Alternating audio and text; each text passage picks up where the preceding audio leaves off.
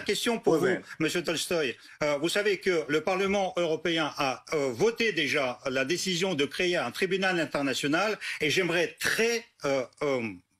avec beaucoup de plaisir, vous voir sur le banc de ce tribunal. Pensez à Nuremberg. Pensez à Nuremberg, Monsieur Tolstoï. Pensez à Nuremberg, Monsieur Tolstoï.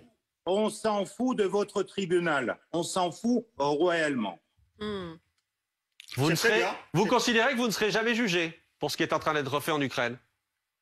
Peut-être vous allez demander une nouvelle Yalta à les Russes, mais vous n'avez aucun droit de juger les Russes après tout ce que vous avez commis dans l'histoire de votre pays.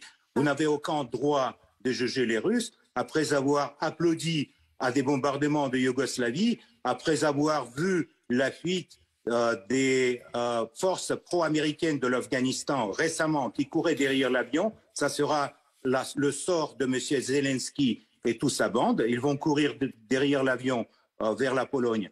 Et donc, ne rêvez pas sur le procès sur les Russes. Ça, jamais aura lieu, je vous garantis.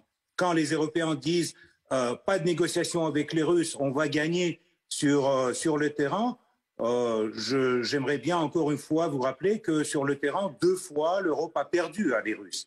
Une fois en 1812, quand les Russes étaient à Paris, l'autre fois en 1945, quand les Russes étaient au Berlin.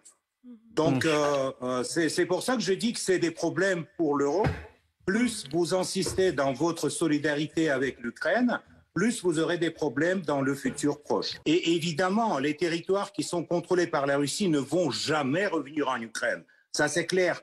Plus loin on est des négociations, plus difficile sera de négocier. Ça, c'est tout à fait clair aussi. Parce que quand nous serons à Kiev, ça serait inutile de mener des négociations, peut-être avec les Polonais, mais pas avec les Ukrainiens. Vous avez toujours, pardon, Piotr Tolstoï, vous avez toujours ça en tête.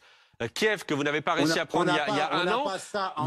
Vous avez toujours ça en tête. On a ça dans nos plans militaires. C'est pas les fantaisies.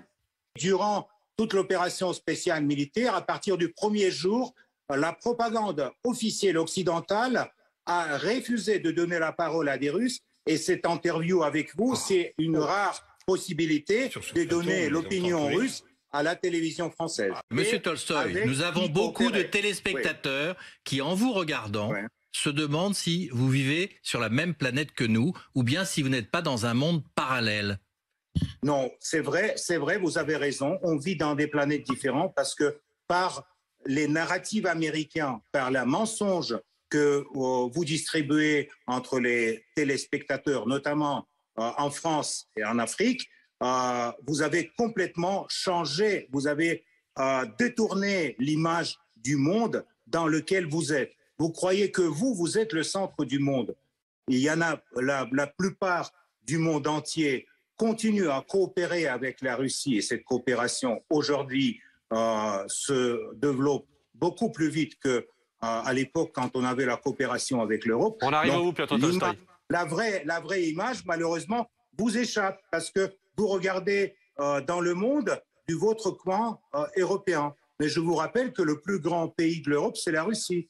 Merci, Piotr Tolstoï. Merci à vous. Je suis obligé de vous couper. Merci à vous. On arrive au bout de...